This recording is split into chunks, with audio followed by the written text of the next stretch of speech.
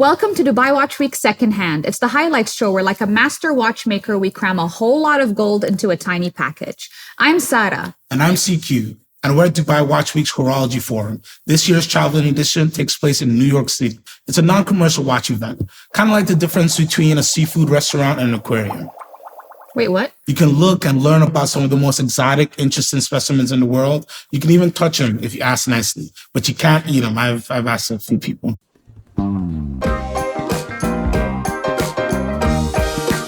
The first panel is Made in America. So what does it take to be American made? And that's a more complicated question than you may initially think.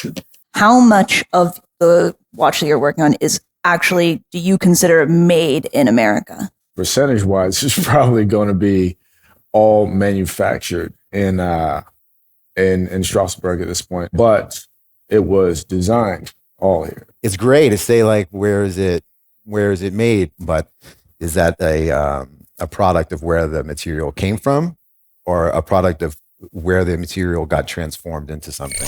Let's take a step back. Is anything made from a single place at a single source? When I have a cup of English breakfast tea, the tea leaves come from India, the milk might come from Wisconsin, sugar from the islands. So if your tea is sweet, you're welcome. Here we make 100% of our straps are 100% made in our factory in Detroit as well. But because some of that leather isn't necessarily American raised cattle, it cannot also be deemed American made. So you get so you can see all these little nuances, like, well, where's the cow eat? And we're like, well, I think it crossed the border in Canada. Yeah, there's a lot of cow politics going on. Yeah. That we didn't It's a moo point, yeah. CQ. You know what I found out? Swiss chocolate is not made in Switzerland.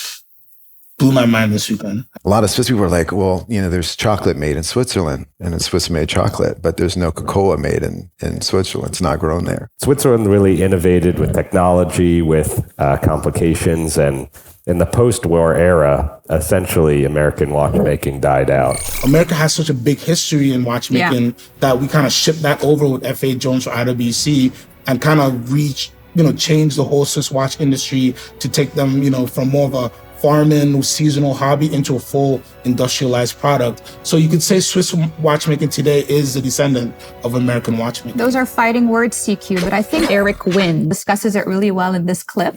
America really brought industrial scale to watchmaking in the 19th century, and they were sort of foreran the Swiss attempts at horology by really industrializing watchmaking. One person who's committed to the American-made watch is actor and horologist Aldis Hodge, and he is not messing around. No, not at all. No. People are not aware of the rich horological history that we have, so there's sometimes little pride attached to it when, if they only understood and knew exactly what we did and how we did it, and they'd be like, oh yeah, that's that's actually something really cool. Granted, I'm a full-on nerd.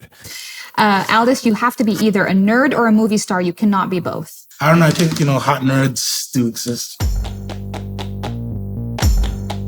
Yeah. Well, I stand corrected. Yeah, Sarah, don't be so close-minded. You got to understand oiling. You got to understand pressure. You got to hopefully not scratch the movement when you're screwing those screws back in and taking it apart. Actor, horologist, superhero. Is there anything you can't do? What can I say? I'm a Renaissance man. He's not the only multi-hyphenate on the panel. Shinola's Brandon Little is a watch exec and a motivational speaker. I was fired up. I was ready to go. You got to work. Open the door. Show them the way. Let them have it. American ingenuity is the backbone. So ingenuity, get it done. If someone says you can't, well, yes, you can.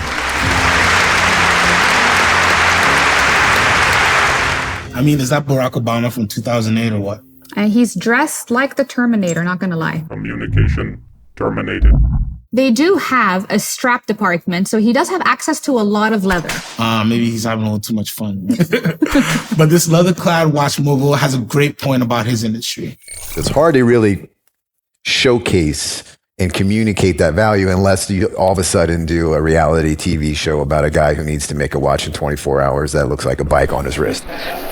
With all the drama and the things, and there's a guy yelling at him and his dad's mad and his girlfriend is, so maybe we need that. This guy is a visionary.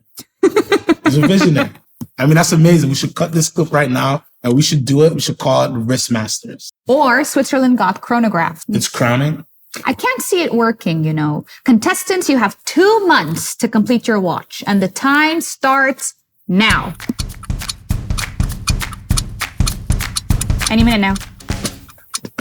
Man, this is slow TV, but it is relaxing.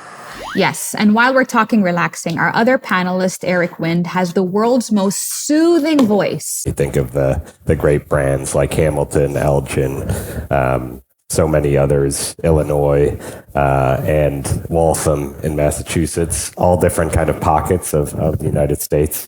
Waltham, they called Watch City, USA. They still refer to it that way. But in Lancaster, Pennsylvania was still is so closely tied with Hamilton. Disclaimer, do not listen to this man while driving or operating heavy machinery. It is a safety hazard. It's hypnotic, like the most peaceful voice, but the most awake shoes. Yeah, those shoes could wake up a coma patient. And if you think about it, that's what we're asking all these domestic watchmakers to do. Resurrect the American watch industry back to its former days of glory. And I could think of no better people to discuss American made than Brandon Little. Shout out Detroit, shout out Shinola. Our moderator, Cara Barrett, and her amazing watches for kids. Start them young. Get them hooked. Eric Wind, keeping our link to the past mostly alive. And horologist Aldis Hodge, who's a movie star, but right here, he's just another watch guy. Check out the full fascinating discussion here. I've been CQ Gottlieb. And I'm Sarah Behman. Thanks for tuning in.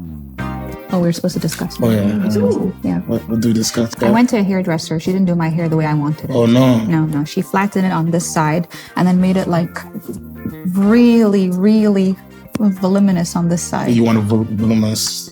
I wanted my hair to enter the room before I did. Oh, wow. And then she That's didn't. a statement. She did not achieve that. My hair does not enter the room.